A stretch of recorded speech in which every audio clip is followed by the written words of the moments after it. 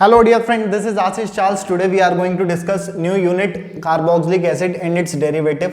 तो carboxylic acid and its derivative क्या होते हैं, आज हम उसे समझते हैं, सीखते हैं, क्या हमारे पास चलना है इसमें, आज हम उस पर हम थोड़ा डिस्कस करेंगे। तो सबसे पहले carboxylic acid क्या होते हैं, आओ सीखें। तो first of all those organic compound whose general formula, जिनका जनरल फार्मूला CnH2n+1 COOH होता है, उसे कार्बोक्सिलिक एसिड कहते हैं। इसको गर्लफ्रेंड मत समझना, ये जनरल फार्मूला है। जिनमें ये वाले फंक्शनल ग्रुप होते हैं COOH, वो आपके कार्बोक्सिलिक एसिड होते हैं। COOH पहचान के लिए, और इनके लिए जब हम नाम लिखते हैं तो जब ये सफिक्स लिखते हैं तो इनके लिए ओइक एसिड नोमेनक्लेचर में यूज़ किया जाता है। और साथ ही साथ अगर ये कभी प्रीफिक्स बनते हैं, वैसे तो बनते नहीं है क्योंकि सबसे बड़े फंक्शनल ग्रुप यही होते हैं, तो इनको कार्बोक्सी कहा जाता है।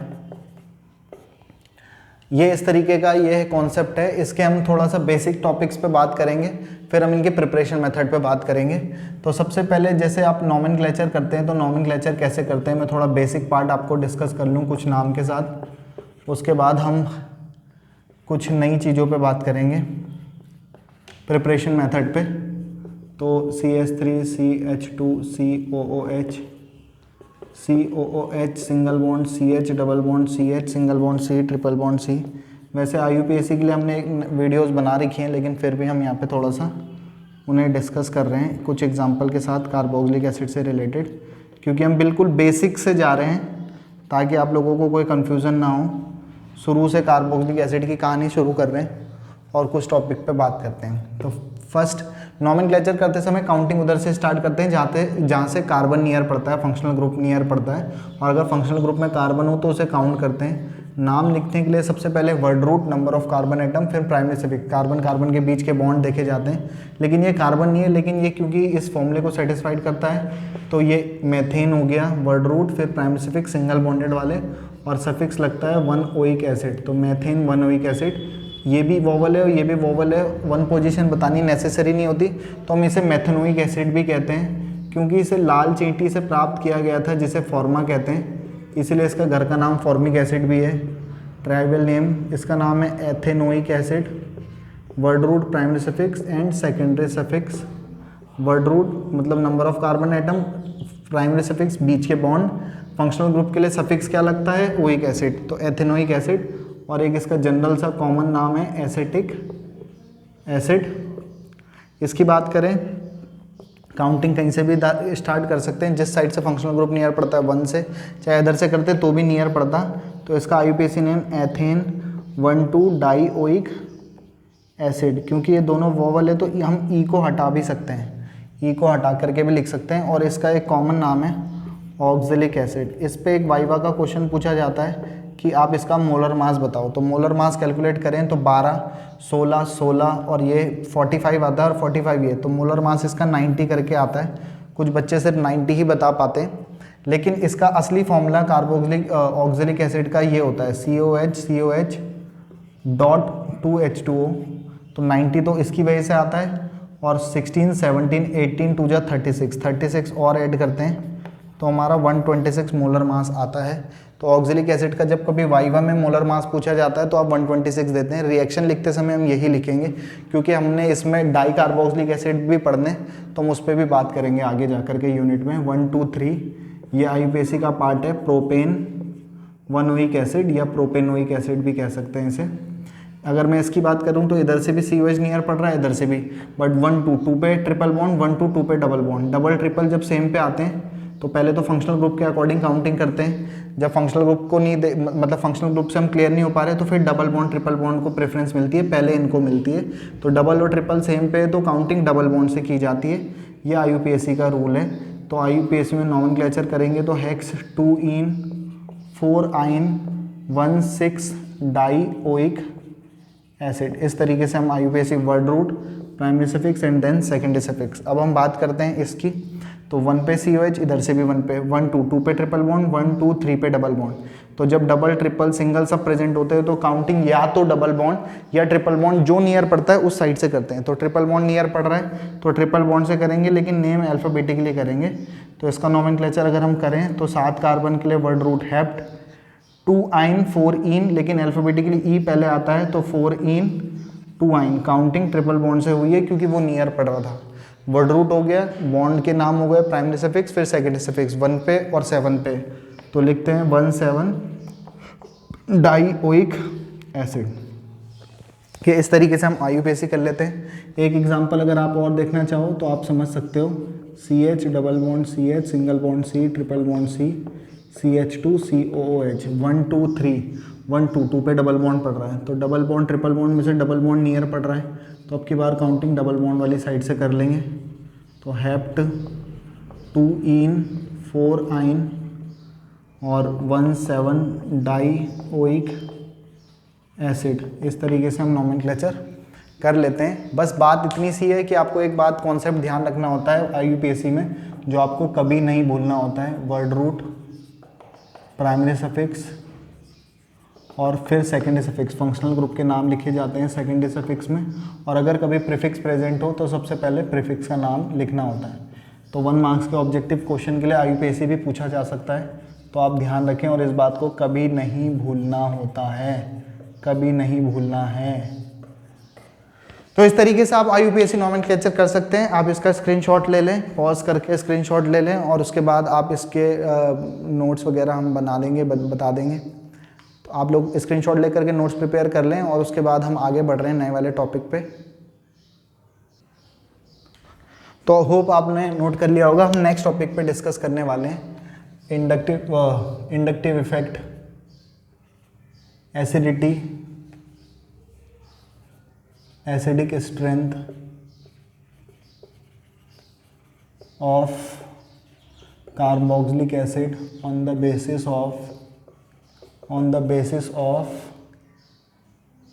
Inductive effect. इंडक्टिव इफेक्ट के बेसिस पर हम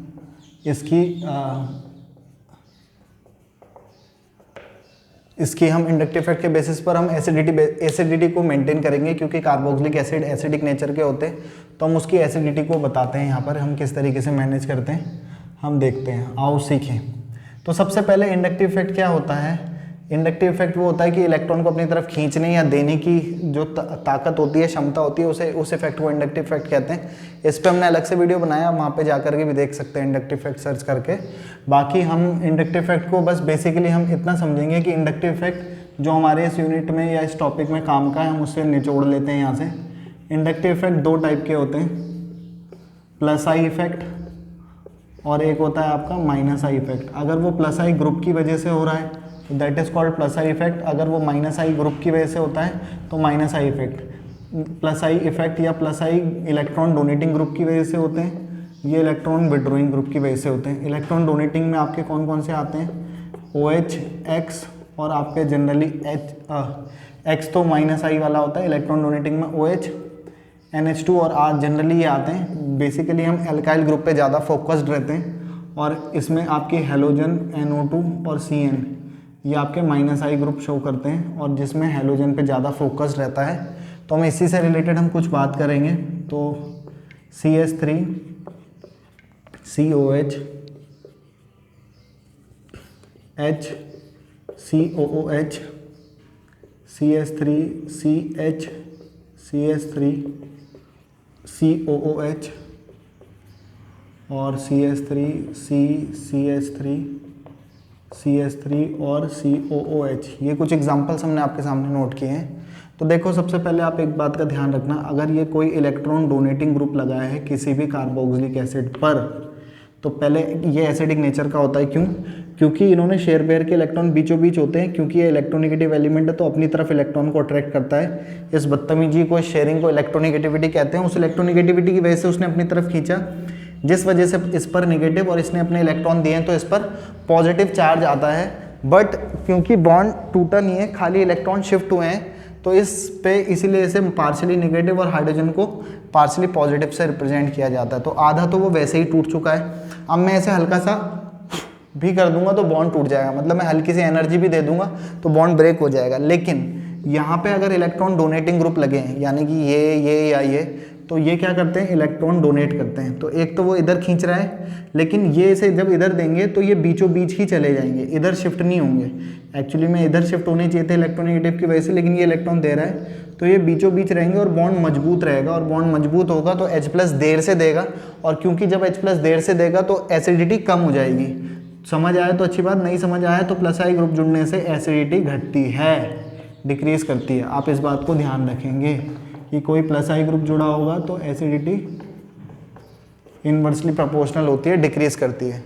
अगर ये इलेक्ट्रॉन विड्रॉइंग ग्रुप होता तो एक तो ये वाला ऑक्सीजन अपनी तरफ खींच रहा था, आधा तो खींच ही चुका था, बॉन्ड वीक था, और ये और खींच रहा है, तो इलेक्ट्रॉन इधर ही रहेंगे और H+ ईजिली फ्री हो जाएगा, जिसकी वजह से एसिडिटी बढ़ती है। तो -I ग्रुप जुड़ने से किसी एसिड की एसिडिटी इंक्रीज करती है। हम बेसिसिटी नहीं पढ़ रहे, नहीं तो +I ग्रुप से बेसिसिटी बढ़ती है और यहाँ पे बेसिसिटी डिक्रीज करती है। तो ये 4 फॉर्मूले याद नहीं रखने, एक ही फॉर्मूला याद रखना है कि +I ग्रुप जुड़ने से एसिडिटी डिक्रीज करती है, बाकी सब उसके उल्टे हो जाते हैं, उसी से सिंपली हम याद रख सकते हैं। तो हम अब यहाँ पे क्वेश्चन को करेंगे कि आप इनको एसिडिक ऑर्डर में अरेंज करो। तो ये पहला पार्ट, ये सेकंड, थर्ड और ये फोर्थ। तो आपको पता है कि ये एक +I ग्रुप है, इसमें 2-2 +I हैं और इसमें 3-3 +I हैं, और +I ग्रुप जुड़ने से आप जानते हो एसिडिटी डिक्रीज करती है। तो उसमें सबसे ज़्यादा +I ग्रुप है, तो D की एसिडिटी सबसे कम, उससे ज़्यादा एसिडिटी C की, उससे ज़्यादा एसिडिक A होगा, और सबसे ज़्यादा एसिडिक अगर कंपैरिजन की बात करें तो B की एसिडिटी सबसे ज़्यादा होगी। तो इस तरीके से आप अरेंज कर सकते हैं। कुछ और एग्जांपल पे हम बात करते हैं। CH3 COOH, HCOOH, CH2 Cl COOH, CHCl Cl COOH, ClC Cl Cl COOH, और sorry CH3 C CH3 CH3 COOH। तो हमने यहाँ कुछ एग्जांपल लिए A B C D E F। अब आप ध्यान से देखो तो ये एक हेलोजन है, -I ग्रुप है, यहाँ 2-2 -I ग्रुप हैं, यहाँ 3-3 -I ग्रुप हैं, और यहाँ 3 +I ग्रुप है। आपको और कुछ समझ आए ना आए, लेकिन इतना समझ आता है +I ग्रुप जुड़ने से एसिडिटी डिक्रीज करती है, और इसमें सबसे ज़्यादा +I है। तो +I ग्रुप से एसिडिटी कम होती है, तो सबसे कम एसिडिक कौन होगा? F होगा।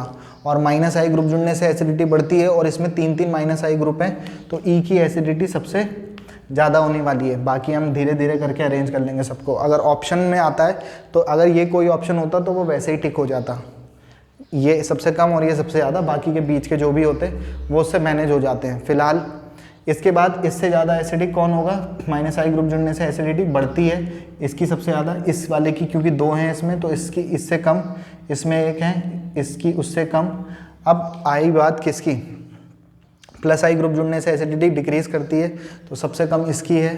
फिर इसमें एक +I ग्रुप इसमें भी है, तो B की इससे F से ज़्यादा इसकी होगी, और इसमें कुछ भी नहीं है तो इसकी सबसे ज़्यादा होगी B वाले की, और इससे ज़्यादा A की होगी। तो ये एसिडिटी का ऑर्डर आपने अरेंज कर लिया। इस तरीके से आप एसिडिटी बेसिसिटी को, मतलब सॉरी एसिडिटी को आप अरेंज कर सकते हैं on the basis of inductive effect के आधार पर। इंडक्टिव इफेक्ट के बेसिस पर आप इसे इस तरीके से समझ सकते हैं। तो होप आपको यहाँ पे क्लियर हुआ होगा।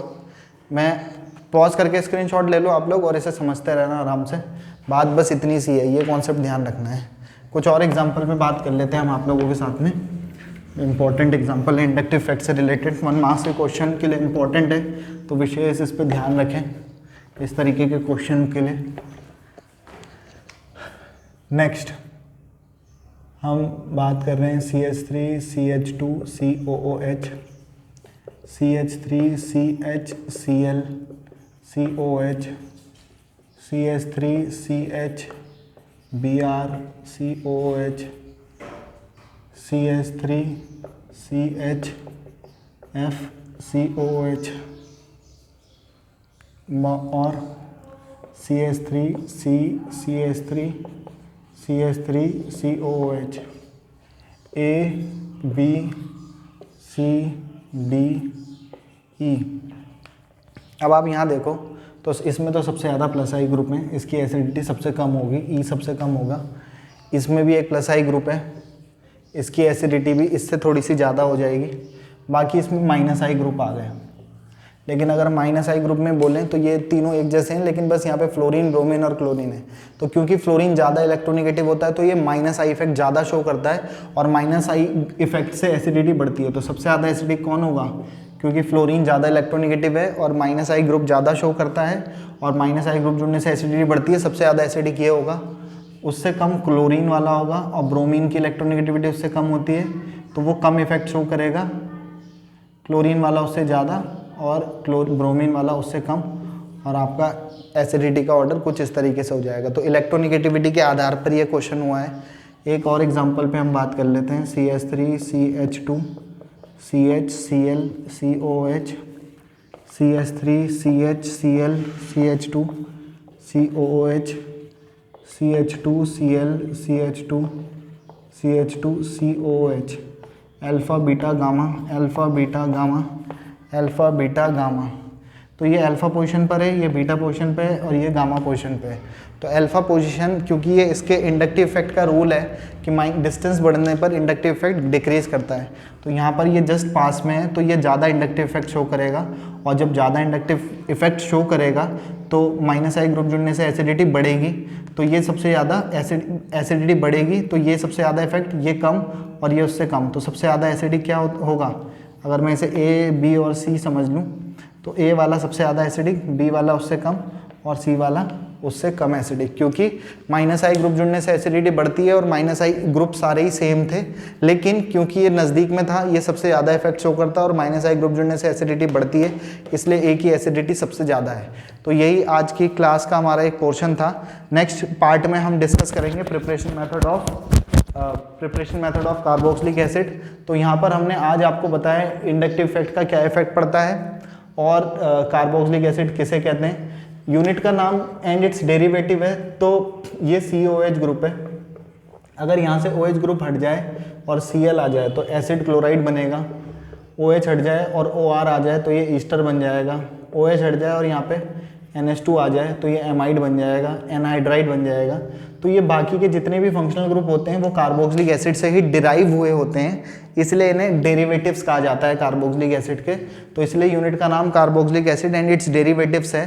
तो हम उस डेरिवेटिव्स वाले को बाद में डिस्कस करेंगे।